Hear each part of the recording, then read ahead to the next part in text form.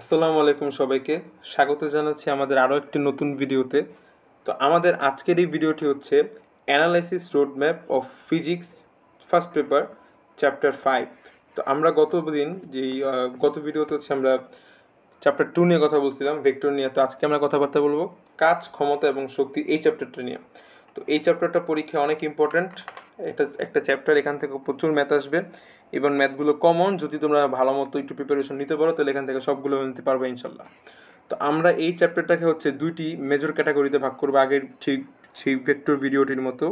এখানে হচ্ছে আমার একটা নির্দিষ্ট পোর্শনে আলোচিত হবে হচ্ছে আমাদের ম্যাথ, এই হচ্ছে আমাদের ম্যাথ রিলেটেড কথাবার্তা হবে, আর হচ্ছে এখানে কিছু থিওরি রিলেটেড কথাবার্তা হবে। তো আমি আগেই বলছি যে এই থিওরি রিলেটেড কথাবার্তা বললে এখন ভিডিও লেন্থ করার কোনো মানে নেই, তাহলে এখন আমরা থিওরি রিলেটেড কথাবার্তা এখানে বলবো না।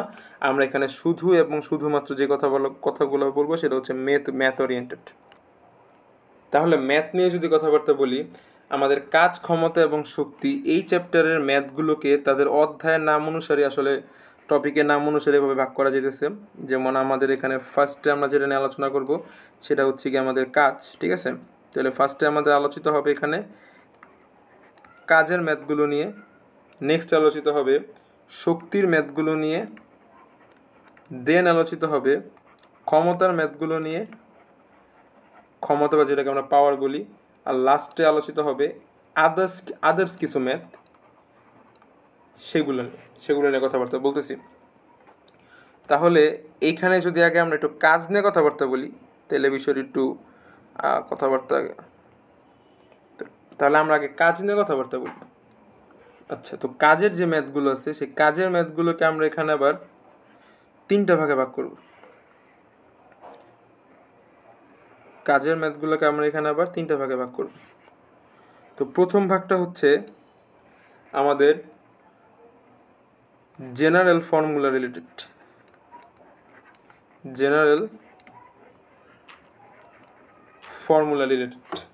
তাহলে জেনারেল ফর্মুলা রিলেটেড।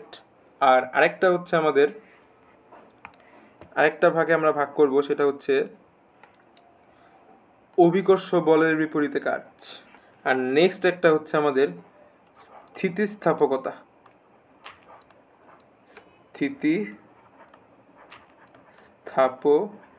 লেখা একটু খারাপ, একটু কাইন্ডলি অ্যাডজাস্ট করে নিও প্লিজ। আচ্ছা, ঠিক আছে। তাহলে এখন আমরা জেনারেল ফর্মুলা রিলেটেড যে ম্যাথগুলো আছে সেগুলো নিয়ে একটু কথাবার্তা বলি। আচ্ছা, জেনারেল ফর্মুলা বলতে কি বোঝাচ্ছে এখানে, যে তোমরা সবাই জানো যে কাজ, হ্যাঁ, তো কাজ যে জেনারেল ফর্মুলা কি পড়ছো তোমরা, W is equal to F S পড়ছো, W is equal to F dot S dot পড়ছো, ঠিক কিনা? তারপর হচ্ছে ডাব্লিউ ইজ ইকুয়াল টু, যেহেতু এফ ডট এস ডট আছে তাহলে ডেফিনেটলি কী হবে, W is equal to F S cos theta হবে, যেখানে থিটাটা কি, থিটাটা হচ্ছে বল এবং সরণের মধ্যবর্তী কোণ। এখানে তোমরা জানো যে এফ মানে হচ্ছে বল আর এস মানে হচ্ছে সরণ, এগুলো তো বলার কিছু নাই। তো এইখানে এই রিলেটেড ম্যাথগুলো কি আসতে পারে, এই রিলেটেড ম্যাথগুলো আসতে পারে এভাবে, ধরো যে তোমাকে দিয়ে দিল যে 2 নিউটন বল বিশিষ্ট কোন একটি বস্তু অনুভূমিকের সাথে 30 ডিগ্রি কোণ করে 6 মিটার সরণ ঘটালে কৃত কাজ W is equal two what. সহজ, ডাব্লিউ ইজ ইকুয়াল টু তুমি তখন এফ এস কস থিটা সূত্র দিয়ে দিবা। কেমনে করবা, W is equal to F S cos theta সূত্র দিয়ে দিবা, শেষ। এখানে এফ এর মান দেওয়া 2 নিউটন, এই 2 নিউটন হচ্ছে আমার এখানে এফ, তারপর আমার এই যে এখানে এস দেওয়া আছে 6, থিটা দেওয়া আছে, W is equal to F S cos theta দিয়ে দিবা, শেষ। আরেক টাইপের কী কী ম্যাথ আছে এখানে, আরেক টাইপের ম্যাথ আছে যে ধরো তোমার এখানে একটা দেয়াল দিয়ে দিবে, বলবে পরীক্ষায় যে এই হচ্ছে একটি দেয়াল এবং সেই দেয়ালের সাথে একটি মই অনুভূমিকের সাথে, এই যে এরকম দিয়ে দিবে, অনুভূমিকের সাথে ধরো যে দিয়ে দিল 60 ডিগ্রি কোণ উৎপন্ন করে আছে। তাহলে 60 কেজি ভরের একজন লোক মইয়ের এ প্রান্ত থেকে বি প্রান্ততে যেতে হলে কি পরিমাণ কাজ সম্পাদন করবে। এই ক্ষেত্রে আমাদের W is equal to F S cos থিটাই হবে, বাট এখানে থিটার ভ্যালু হবে এইটা। এটা একটু মাথায় রাখতে হবে। এখানে থিটার ভ্যালু হবে এটা, যেমন এখানে 60 ডিগ্রি আছে, তাহলে থিটার ভ্যালু এখানে হবে 30 ডিগ্রি ধরে ম্যাথটা করতে হবে। এটা কেন, এগুলোর ব্যাখ্যা আমরা নেক্সট ভিডিওতে যখন চ্যাপ্টার ওয়াইজ ভিডিও আপলোড করবো তখন সেখানে বিশ্লেষণ করবো ইনশাল্লাহ। আচ্ছা, তারপরে আমাদের এই মোটামুটি হচ্ছে আমাদের এই জেনারেল ফর্মুলা রিলেটেড কথাবার্তা বলা। তাহলে কাজের মধ্যে আমরা 3টা ভাগে ভাগ করছিলাম।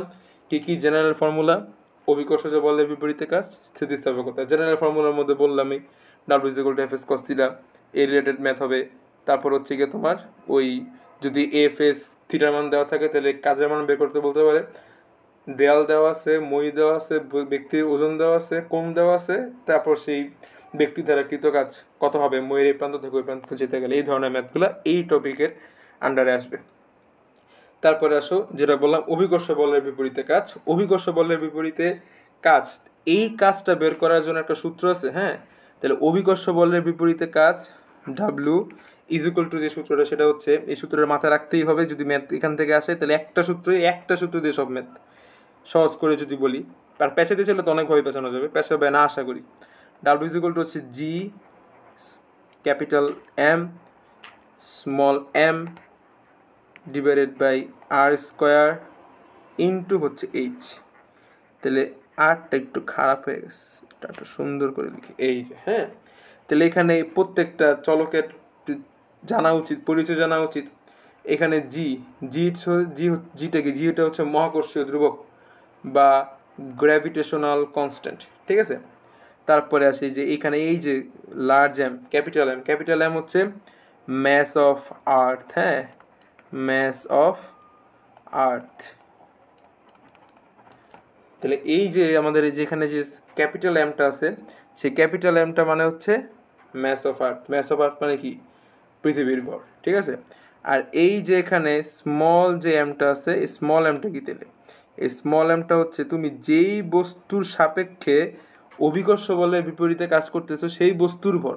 তাহলে আমি এখানে লিখতে পারি এম মানে হচ্ছে আসলে বস্তুর ভর, ঠিক আছে। আর এখন এইচ মানে কি?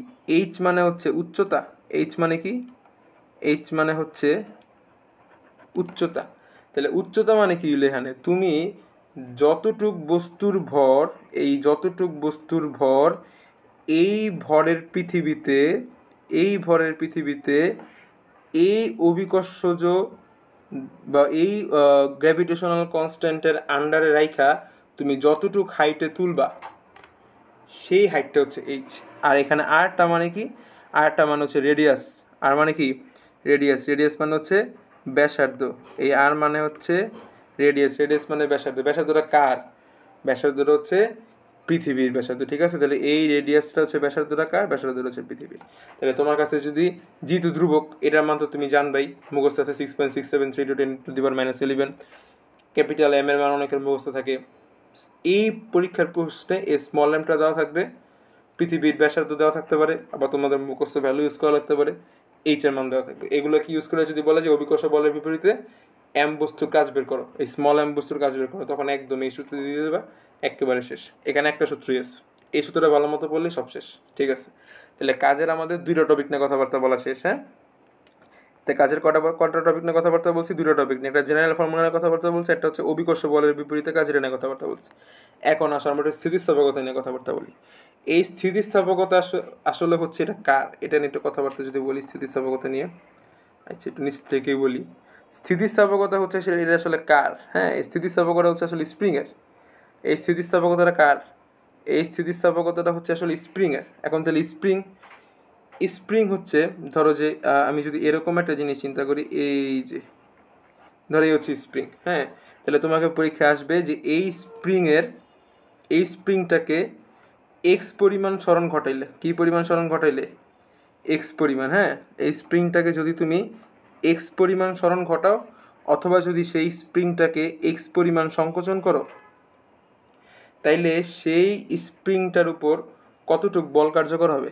তাহলে সেই বলটার ভ্যালু বের করার জন্য সূত্র হচ্ছে F = -kx। সূত্রটা কি? সূত্রটা হচ্ছে F = -kx। এখন তাহলে এই F মানে কি? F হচ্ছে বল, যতটুকু বল তোমার লাগবে। আর এখানে কে, এই যে আমাদের কেটা কি? কেটা হচ্ছে স্প্রিং ধ্রুবক। কেটা কি? কেটা হচ্ছে এখানে স্প্রিং কনস্ট্যান্ট বা স্প্রিং ধ্রুবক, ঠিক আছে।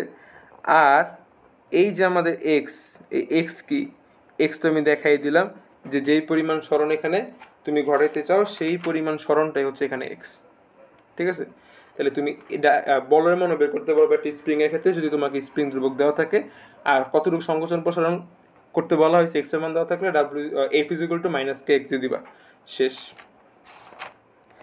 তারপরে আসো, যদি এখনই আমার এই স্প্রিংটারই, হ্যাঁ, যদি এই স্প্রিংটারই এখন আমার ডাব্লিউ বের করতে বলে যে আচ্ছা এই একটা স্প্রিং দেওয়া আছে, তাহলে সেই স্প্রিংটাকে যদি আমি এক্স পরিমাণ সংকোচন বা প্রসারণ ঘটাই, তাহলে একটা বল যেহেতু কার্যকর হচ্ছে, তাহলে এই স্প্রিং দ্বারা কৃত কাজ কত হবে? তাহলে এই স্প্রিং দ্বারা কৃত কাজ বের করার সূত্র হচ্ছে আরও সোজা, W is equal to half K x square, ঠিক আছে। আর এইটারই আরেকটা ভার্সন আছে, সেই ভার্সনটা হচ্ছে W is equal to half K x I square minus x F square. এই হচ্ছে কি আমাদের এইটার আরেকটা ভার্সন, ঠিক আছে। তাহলে এই দুটো সূত্র যদি আমরা মুখস্থ রাখতে পারি, তাহলে হচ্ছে স্প্রিংয়ের যাবতীয় কাজ নিয়ে যে ম্যাথগুলো আসবে সবগুলো ইনশাল্লাহ পারবো। তাহলে কাজ নিয়ে কথাবার্তা এতটুকুই। তাহলে আমাদের এই চ্যাপ্টারে কিন্তু আরও কথাবার্তা আছে। চ্যাপ্টারে মাত্র আমি বলছি যে ম্যাথের মধ্যে আমাদের 4টা হেডিংয়ে ভাগ করা হয়েছিল, হ্যাঁ। এই যে কাজের হেডিং ভাগ হয়েছিল, শক্তি, তারপরে এই যে আমাদের ক্ষমতা, তারপরে আদার্স, এগুলো নিয়ে কিন্তু কথাবার্তা বলিই নেই। তাহলে যেহেতু আজকের ভিডিও খুব বড় হয়ে যাচ্ছে, তো আজকে আমরা কাজ নিয়েই থাকি। নেক্সট ভিডিওতে হচ্ছে আমরা যথারীতি শক্তি, ক্ষমতা এবং আদার্স যে ম্যাথমেটিক্যাল টার্মগুলো কী কী ভাবে আসতে পারে সেগুলো নিয়ে কথা বলবো ইনশাল্লাহ। ততদিন পর্যন্ত সবাই ভালো থাকবে, সুস্থ থাকবা, আর আমাদের ভিডিওগুলোতে লাইক, শেয়ার, কমেন্ট করবা এবং প্লিজ সাবস্ক্রাইবটা করতে ভুলো না। আল্লাহ হাফেজ।